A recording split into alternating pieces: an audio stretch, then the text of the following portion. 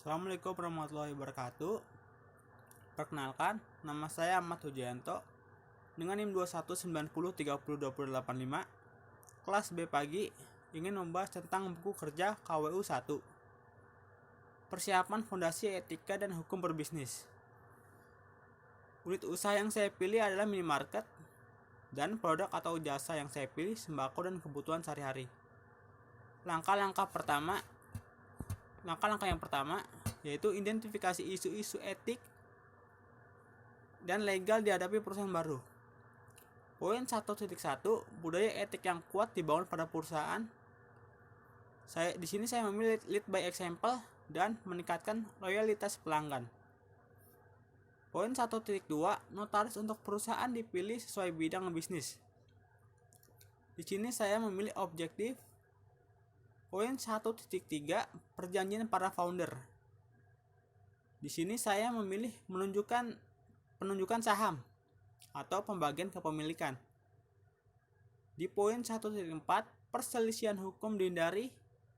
Di sini saya memilih kesepakatan hukum, yaitu perjanjian non-disclosure mengikat karyawan atau pihak lain seperti pemasok untuk tidak mengungkapkan rahasia dagang perusahaan, dan perjanjian mencegah seseorang bersaing dengan mantan majikan untuk jangka waktu tertentu. Langkah-langkah kedua, memilih bentuk organisasi. Poin 2.1, bentuk organisasi bisnis. Di sini saya memilih partnership. Poin 2.2, isu-isu dipertimbangkan dalam memilih bentuk hukum kepemilikan bisnis. Di sini saya memilih jumlah dan jenis investor yang terlibat. Langkah ketiga, mendapatkan lisensi dan izin usaha. Poin 3.1, persyaratan izin usaha dipenuhi. Di sini saya memilih syarat pengajuan SIUP online untuk perseroan terbatas. Syaratnya itu ada fotokopi KTP direktur utama atau penanggung jawab perusahaan atau pemegang saham, fotokopi kartu keluarga jika penanggung jawab adalah perempuan, fotokopi nomor pokok wajib pajak atau NPWP, surat keterangan domisili usaha SITU, fotokopi akta pendirian PT, dan fotokopi surat keputusan pengesahan badan hukum, surat izin gangguan atau HO, dan surat izin prinsip SIP, neraca perusahaan, pas foto direktur utama atau penanggung jawab pemilik perusahaan berukuran 4x6, ada sebanyak 2 lembar, materai 6.000, dan surat izin teknis dari instansi terkait jika diminta.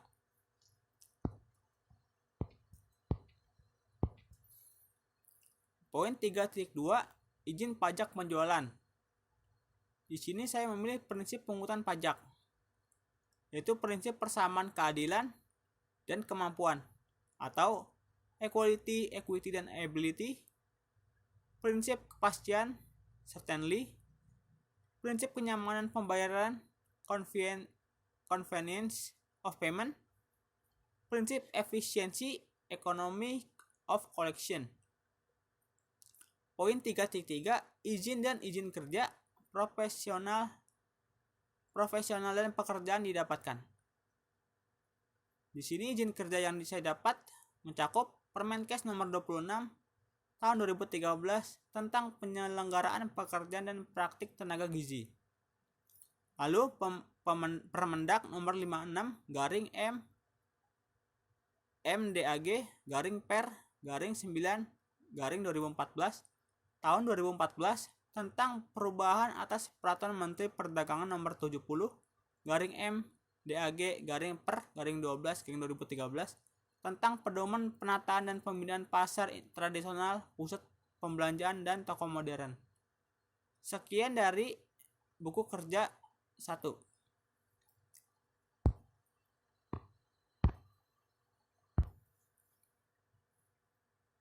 Selanjutnya, untuk buku kerja kedua, menilai kekuatan dan kewajiban keuangan perusahaan baru, unit usaha minimarket, produk atau jasa, sembako, dan kebutuhan sehari-hari.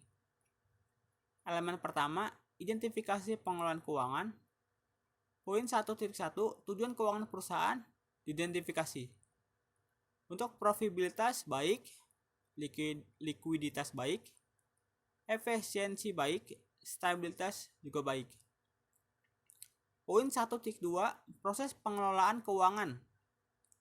Diidentifikasi, preparasi laporan. Untuk laporan pendapatan baik, neraca kami baik, laporan cash flow kami baik. Lalu ada preparasi perakiraan keuangan. Untuk pendapatan kita sedang, pengeluaran baik, dan belanja modal baik. Selanjutnya, preparasi proforma laporan keuangan. Laporan proforma pendapatan baik, laporan proforma neraca baik, serta laporan proforma cash flow baik.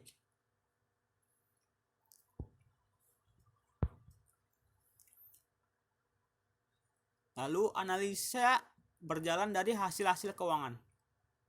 Untuk rasio analisis kita baik, mengukur hasil imbanding baik, dan rencana mengukur hasil-hasil dengan norma industri juga baik. Poin 1.3, laporan historis keuangan. Untuk laporan keuangan baik, neraca baik, serta laporan cash flow baik.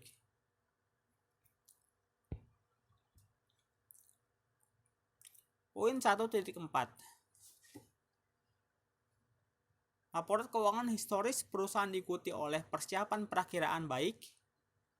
Perakiraan penjualan untuk perusahaan baru didasarkan pada perakiraan penjualan dan rata-rata industri yang baik atau pengalaman memulai usaha sejenis juga baik. Perakiraan penjualan untuk perusahaan yang ada didasarkan pada 1. Catatan penjualan terdahulu, 2. Kapasitas produksi dan permintaan produk saat ini, dan 3. Faktor apapun yang akan mempengaruhi kapasitas produk dan permintaan produk masa depannya. Saya memilih baik. Lalu yang kedua itu ada identifikasi proforma laporan keuangan. Poin 2.1, laporan proforma diidentifikasi. Untuk proforma laba rugi baik, proforma pendapatan baik, proforma neraca baik, proforma arus kas baik. Poin 2.2, rasio analisis diidentifikasi, likuiditasnya baik, efisiensi operasi baik, serta profitabilitas juga baik. Rekomendasi, menilai kekuatan dan kewajiban keuangan sangat penting untuk perusahaan baru dikarenakan kita dapat mengetahui laba rugi, arus kas keuangan, serta membantu mengetahui perkembangan dari perusahaan kita. Sekian dari buku kerja KWU 2. Lanjut, buku kerja KWU 3. Mengembangkan dan mengelola tim usaha baru.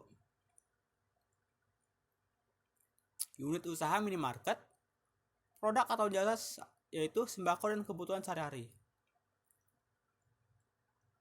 Langkah pertama, 1. Rencana staffing. Kriteria kerja, poin 1.1, kategori okupasi diidentifikasi sesuai dengan persyaratan bisnis sebagaimana diuraikan dalam rencana bisnis. Poin 1.2, tanggung jawab okupasi diidentifikasi untuk rekaman terlampir. 1.3, tugas okupasi. 1.4, persyaratan okupasi. 1.5, kebutuhan pelatihan okupasi. 1.6, jumlah tenaga kerja.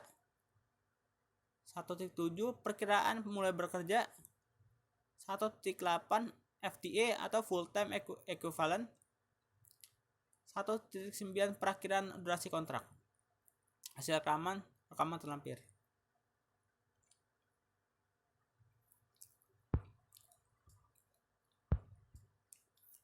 Lalu langkah kedua, rekrutmen, pelantikan, pelatihan, dan mempertahankan tim. Poin 2.1, rencana seleksi.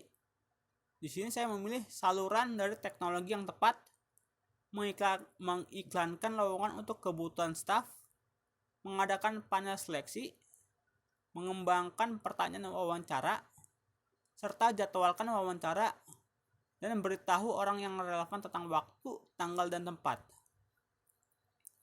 Poin 2.2 proses seleksi.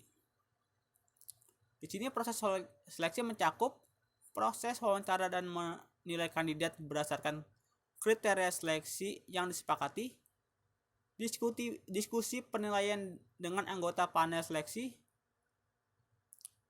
lalu hubungi pengambil keputusan untuk laporan pengambil keputusan, menyiapkan laporan seleksi dan membuat rekomendasi kepada personel senior untuk penunjukan. Lalu melengkapi dokumentasi yang diperlukan sesuai dengan prosedur organisasi dengan memperhatikan kerahasiaan dan persyaratan privasi.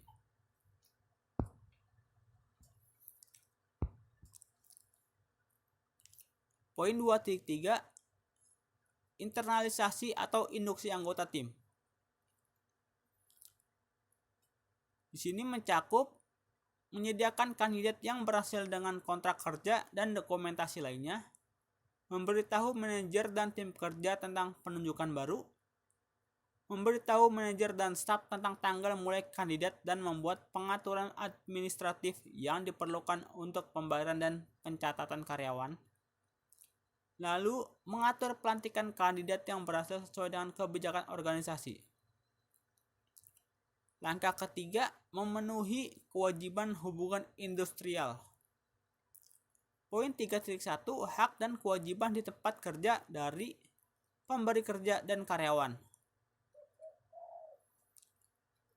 Hak dan kewajiban di tempat kerja dari pemberi kerja dan karyawan mencakup hak. 1. Hak memperoleh upah, hak mendapatkan kesempatan dan perlakuan yang sama, hak mendapatkan pelatihan kerja, hak penempatan tenaga kerja, hak memiliki waktu kerja yang sesuai, hak mendapatkan kesehatan dan keselamatan kerja, hak mendapatkan kesejahteraan, hak ikut serta dalam serikat pekerja atau buruh, hak untuk cuti, dan hak untuk khusus karyawan perempuan. Lalu kewajibannya, 1. Kewajiban ketaatan, kewajiban konfidensialitas, kewajiban loyalitas. Poin 3.2 prinsip hubungan industrial. Prinsip hubungan industrial mencakupi kepentingan bersama pengusaha, pekerja atau buruh, masyarakat dan pemerintah, kemitraan yang saling menguntungkan pekerja atau buruh dan pengusaha sebagai mitra yang saling tergantung dan membutuhkan, hubungan fungsional dan pembagian tugas, lalu penciptaan ketenaga kerjaan berusaha dari ketentraman bekerja, peningkatan produktivitas, yang terakhir peningkatan kesejahteraan bersama. Langkah 4, mengelola staf. Poin 4.1, alasan pengembangan staf. Di sini tercantum yang pertama efisiensi, konsistensi, keluhan, mengatasi kelemahan, serta kepercayaan diri. Poin 4.2, strategi program. Strategi pengembangan staf di sini ada memberikan kesempatan pada setiap karyawan untuk menyalurkan ide dan gagasan pribadi mereka. Yang kedua, memberikan penghargaan atau reward kepada karyawan. Lalu, mengadakan program pelatihan bagi karyawan. Untuk program pengembangan staf, yang pertama ada pelatihan, lalu pengembangan profesi.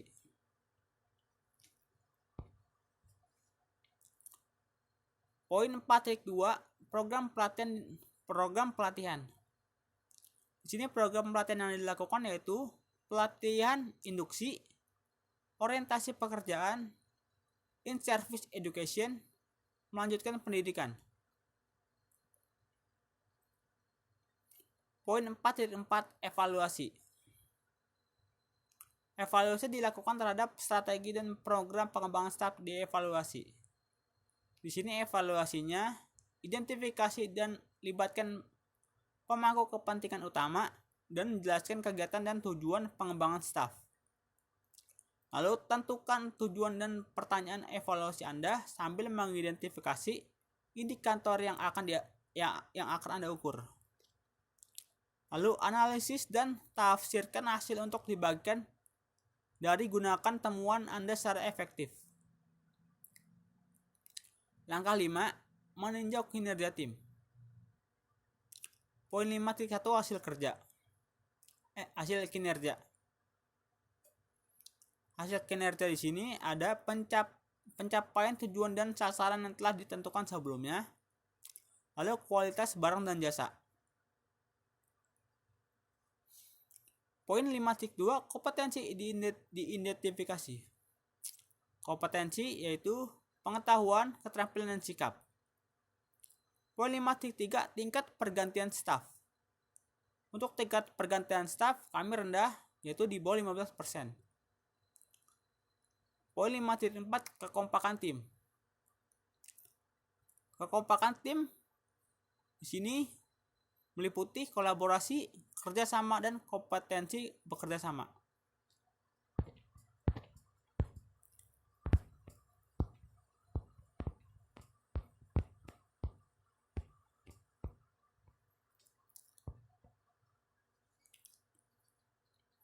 Rencana staffing. Di sini total tenaga kerja yang diantisipasi untuk kategori okupasi, kepala toko, tanggung jawabnya bertanggung jawab untuk menjaga performa toko agar bagus saat diaudit.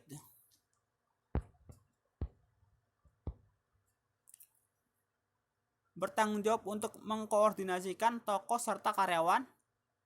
Bertanggung jawab dalam target penjualan toko yang sudah ditetapkan. Untuk tugasnya, membangun teamwork yang solid dan kompak, menjadi penengah jika ada masalah sama karyawan, memastikan karyawan menjalankan tugas dan tanggung jawabnya masing-masing dengan baik.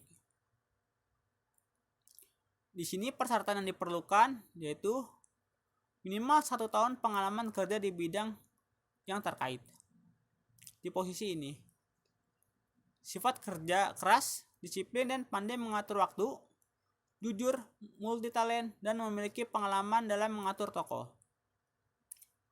Untuk kebutuhan pelatihan tidak ada. Jumlah tenaga kerja yang diperlukan ada 1. Perkiraan mulai bekerja 26 Oktober 2021. Perkiraan durasi kontrak 2 tahun. Lalu ada asisten kepala toko. Asisten kepala toko bertanggung jawab terhadap pergantian shift dan bertanggung jawab untuk menggantikan kepala toko di saat tidak ada di tempat. Untuk tugasnya yaitu mengelola uang dalam brankas, melakukan pengecekan suplai barang yang datang dari pusat, mengelola laporan yang datang dari supplier, memastikan kalau promosi barang sudah berjalan dengan baik, mengecek uang yang masuk ketika akan pergantian shift. Untuk persyaratannya diperlukan minimal 1 tahun pengalaman kerja di bidang yang sama, sifat kerja keras, disiplin, dan pandai mengatur waktu, jujur, dan multitalent. Jumlah tenaga kerja di sini yang diperlukan ada 2. Perkiraan mulai bekerja tanggal 26 10/2021. Durasi kontrak di sini 2 tahun.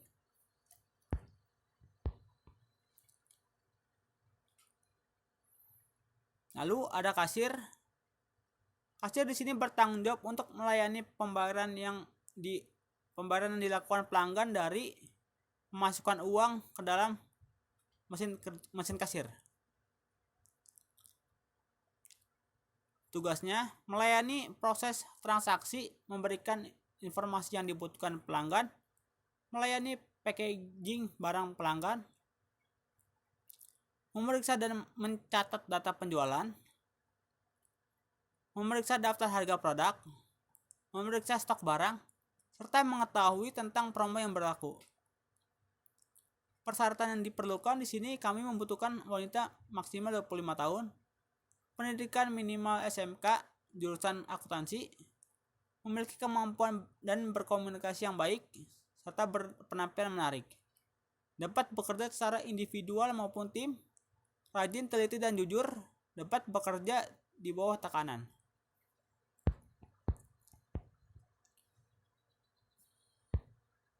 Untuk jumlah tenaga kerja yang diperlukan yaitu 3. Dan perkiraan mulai bekerja tanggal 26/10/2021. Serta kontrak kerja yang ditetapkan 2 tahun. Lalu ada pramuniaga, tanggung jawabnya melakukan pengawasan terhadap pencurian, bertanggung jawab tentang kebersihan yang ada di toko, bertanggung jawab terhadap fasilitas yang ada di toko seperti freezer, chiller, genset, dan lain-lain. Tugasnya mengolah dan menatap penempatan barang yang tersusun di rak, melakukan pengecekan dan sorting barang yang hampir habis masa kadaluarsanya, lalu menjaga kebersihan toko, melakukan pengawasan kepada pembeli untuk mencegah terjadinya pencurian, melayani pembeli jika ada yang menanyakan posisi rak barang yang ingin dibeli, membantu kasir jika pembeli sedang ramai, merawat dan mengoperasikan alat-alat yang ada di minimarket seperti genset, freezer, dan lain-lain,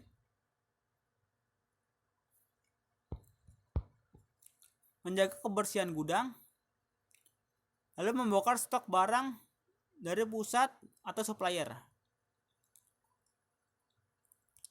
Syarat yang diperlukan yaitu pria maksimal 25 tahun, pendidikan min SMA atau SMK jurusan akuntansi, memiliki keterampilan komunikasi yang baik, berpenampilan menarik, teliti, disiplin, dan jujur, teliti, detail, dan cepat, lalu memiliki kemampuan analisa keuangan,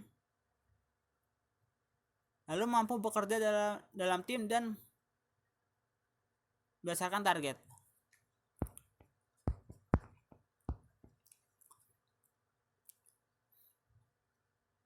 Jumlah tenaga kerja yang diperlukan ada 3. Untuk mulai bekerja tanggal 26 Oktober 2021, serta kontrak yang diperlukan 2 tahun. Sekian presentasi dari saya, kurang lebih ya mohon maaf. Wassalamualaikum warahmatullahi wabarakatuh.